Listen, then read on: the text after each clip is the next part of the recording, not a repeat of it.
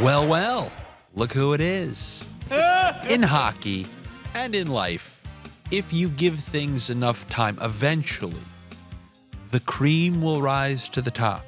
The truth will eventually surface.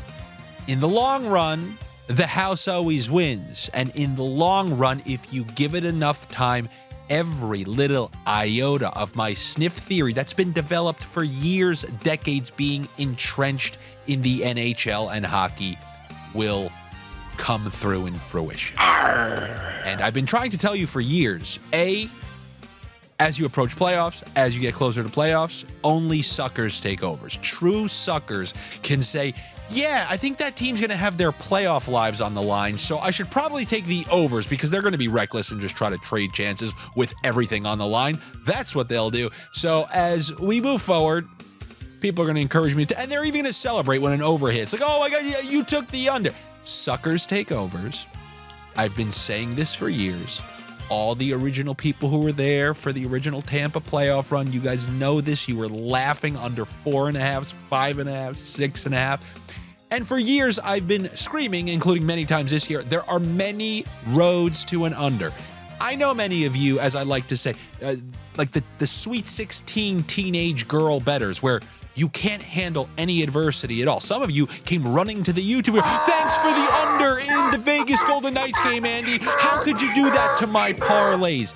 Just immediate panic, no calmness. If you were Bear Grylls in the wild, you die immediately. Your disposition, you just lie in the fields, allow the mosquitoes to bite you, not create any shelter, and allow the wildlife to feast on you. That's kind of who you are in the world of sports betting. But I've told you, there are many, many, many roads to an under. Many different things can happen. It can be 3-1, 8 minutes into a game, kind of like in the Vegas Golden Knights game. Or it can be 4-0, Philadelphia Flyers, a few minutes into the second period. And what can happen? You can still hit the under. Why? Because the whole tone of the game shifts as soon as you get to like the final 7 minutes of the second period. You're Philadelphia, you're up 4-0. You want to know what your whole mindset becomes? Oh, let's preserve our goalie shutout. Let's not take any chances. And the numbers reflect it. The live line on Philadelphia was 6.5. When the score was 4-0 with like 8 minutes left in the second. They know this. I know this. Why don't you? Hopefully, maybe you do now. The more you see it, the more you pay attention to hockey. Because I know some of you basketball bettors are here. And look, I'm happy to give you good sniffs, but as I told you last year, we may be on the same video. Like, I'm reading this, and you're watching and listening to this. But if there is a huge declaration of war between the winter sports, I'm going to be on the opposite side of that battlefield, and I'm blasting a slap shot right at your face. And that was just a great night of unders. All the teams who made you money the other night on those unders did it once again on Thursday night, along with my hometown New York Islanders, who threw an absolute beating. I told you they have all 6 defensemen back. Now, this is back-to-back games against Toronto and now Tampa. They've held their opponent to 2 or fewer. And they're working hard, and they're playing hard. And Patrick Waugh has breathed some new life into them. And Sorokin is getting back to his form from last year. So this is not me being a homer. I'm just telling you, these are the factors that make for good runs to come. So the Isles I'll be looking closely at. Doesn't mean they're out of the woods yet. They can still be prone to trading chances. We will see. But I'm looking at Adin Hill in the foreseeable future, and I'm going to be paying close attention to my New York Islanders, as I always do, but a little extra attention for you guys as well. Then those Carolina players, we got the Teravainen point, despite somebody telling me in the comments, they're like, you got to be careful. You can't just be giving out. He gets like a point every 4 games. Don't you think I select my games wisely? If this was on the road at Boston, do you think I would be telling you that, even though he actually had a really nice goal in Boston? No, it was the Avalanche game. The Avalanche are willing to trade chances. He's on the top line. He was on the top power play. If it was a different situation, I wouldn't have given out Teravainen. And then we got the Jarvis point in the best way. There is not a better way to nail any sort of like parlay or prop than on an empty net breakaway trip automatic goal. Now, if you're one of those basketball guys who I'm going to have to declare war against one day in the future, but not right now, the rule in the NHL is if there's an empty net and a guy has a breakaway and you take a penalty and try to trip him or something, it's an automatic goal. So Seth Jarvis was coming in on his backhand. It can be debated if that was actually a breakaway by the rule book, and Mikko Rantanen just kind of chopped him. And originally the ref called a trip, and then they switched it to the automatic goal. That you're never going to get a better cash than an automatic empty net breakaway goal on a penalty in the final 30 seconds of a game. That was a fantastic one. It was just a great night. It's been a great week. That's all we've been saying since the first scam part of the season that I always told you. This is the scam part of the season. It's like 9, 10, 11, 12 straight weeks now where it's been winning weeks every single week. And if you think I'm incorrect, then I'll offer you this challenge. Go back and do all the picks. You record all of them. If there's been one losing week, since that week on Picking Corners, I declared the opening of the second quarter of earnings season. If I've lost a single week, I will pay you $200. If you're incorrect, then you pay me $200. And that's the challenge that I offer to any of you out there. That's how much we've been crushing it on here. And I'm thrilled about it because when it's good for me, it's good for you, everyone's happy, and I have to deal with fewer and fewer orcs. I mean, there's still orcs. You can look in the comments, somehow people will still be unhappy today, but that's just the world you're never going to please anybody. If people are hating, it means you're doing something right. Why am I not talking about these Friday picks yet? Well, there's kind of a reason, because I mostly despise them all. These are not games that I like. If this was a 10-game slate, you wouldn't hear me talk about any of these games. Potential trap spots, disgusting prices. I can try some trickle-down snakeonomics, but I still don't really like it that much. I will tell you this. The one thing I noticed about all three of these games is that the pick that I give you for many games, I gave 2 of these last night on the Patreon. I normally try to give out some of them here, but I gave out so many picks yesterday, didn't feel like it was necessary. Both teams to score 2+. I think I'm taking that in every single game on this slate.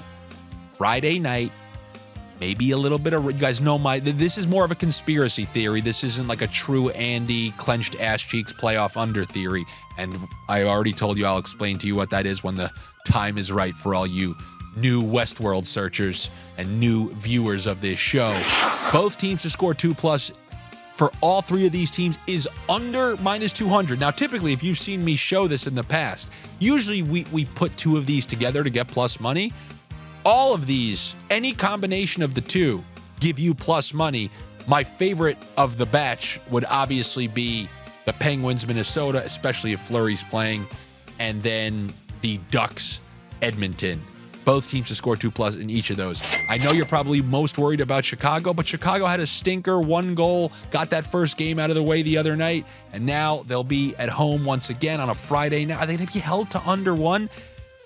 You know Murphy's Law, what can go wrong will go wrong. Well, I think they were saving Shesterkin for this game to build up his confidence against the Blackhawks, get him a win, and I just feel like things don't work out that easily. I think Chicago is going to be able to score a goal, 2 goals, 2 or more goals. So I'm going to take, the over 1.5 for them is -190. You can honestly take that on your own.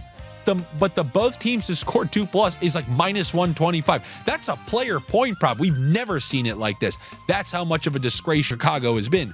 But on their own home ice against the Rangers, I do think that they can get 2 goals. So there's a variety of both teams to score 2+ in there. Then if you want me to open my monocle and go inside that game, as you can already hear, this is nothing that I'd be thrilled about. I will do a sprinkle. Put a shekel on Seth Jones to register a point. That's plus money. And then a separate shekel on Tyler Johnson to register a point. They have him on the top power play. He usually is one of those guys who moves it around the perimeter, which means you can get a free point. He's plus 150, and they're trying to showcase him to trade him. I'm sure they'll give him plenty of opportunities. It was no different with Max Domi at the deadline last year. Him and Kane were working the perimeter on the power play. They were raking up some free points. I'm hoping to get that from Tyler Johnson. If one of those 2 guys hits, you're in the plus. Then if you want to get a little crazy, you can hope one of these Chicago lines connects for a goal and take two play the same way we did Jarvis and Teravainen last night. If we do it with considerably worse players on Chicago, we can get a pretty high payout, but that one is up to you. So that's what I like in that game, kind of. Going back to that Pittsburgh game, to me, if Gustafsson happens to start this, I'll take a half trickle, a half lean on Minnesota. And regardless, I think Pittsburgh's favored in this game. If I want to crack into the same game parlay, you want to hear some things that I like in there. Obviously, both teams to score 2+. I like the under on Erik Karlsson's power play point. I already explained to you guys last time. This is advanced trickle-down snakeonomics. I'll talk about this more on Picking Corners later. I know I've broken down standard snakeonomics, but now you're ready for the advanced coursework. So Erik Karlsson got moved to the second power play unit. We talked about this when they played Winnipeg. If it was not for a 5-minute major penalty that Winnipeg took, that second unit would have seen hardly any time. But because they had a full 5-minute power play, they got a full 2 minutes, and Karlsson was able to register a point that way. You're talking about a guy who's going to get like 30 seconds of power play time for every single power play, unless there's a 5-minute major or something again. So if you add his under on a power play point to a ticket, yes, it's a high price. Just a juicer. You know, something to just juice it up in there. Like, you know how some of the sports books give you that big slash, like, oh, a Christian McCaffrey touchdown, juiced up to play. This is the Andy juicer. And the only difference between mine is they don't screw you like some of the things that they put on the home pages of these sports books. And by the way, if you're any sort of new viewer of this show, never trust any of those things that they put out there. I've always said a hot girl is never showing up at your front door and asking you to prom. The good things that you have to find are in the trenches, like the Tyler Johnson plus 150. Are they advertising that one plus 250? No, they're trying to take certain things and shoving them in your face, saying, they're dancing in that red light district in the window, saying, come in, hon, come in, hon. And then you get hit with the bill at the end. You don't want that to be you. Anyway, under on Erik Karlsson power play point. I also like Matt Zuccarello just for a point. Another high. These are the only things I'm kind of half sniffing in this game. And I will kind of throw plus 1.5 for the Minnesota Wild. One of the reasons I don't want to pick any raw dogs on this particular game is because, let's be honest, Pittsburgh is an extremely unpredictable team. There's such a wide variety of potential outcomes when it comes to them. So I'm mostly trying to nibble around the edges. You know, I don't want to step inside their property. I just want to pick some strawberries off the tree and kind of run away. And that's what I like there. And in that last game, I know you're probably tempted. Something's telling me to just chill. Sometimes you got to enjoy the fruits of your sniff and not say, oh, give me Hyman and Nugent Hopkins and all this stuff. It just seems too easy. I don't know. If you're a disciplined bettor, you're a disciplined sniffer, and it's a Friday night, and you just got to enjoy a couple straight nights of good sniffs, you don't let them take it back from you on a night like this.